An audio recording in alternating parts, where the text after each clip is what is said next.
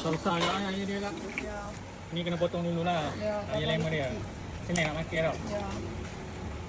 Besar je dia. Berapa banyak dapat ni kak? Penuh pingin. Penuh pinggir dia. Okay, ni sorry lah. Ya, aku atas. Oh ni buat siap awal dah. Ya. Lele halio dah kau ya?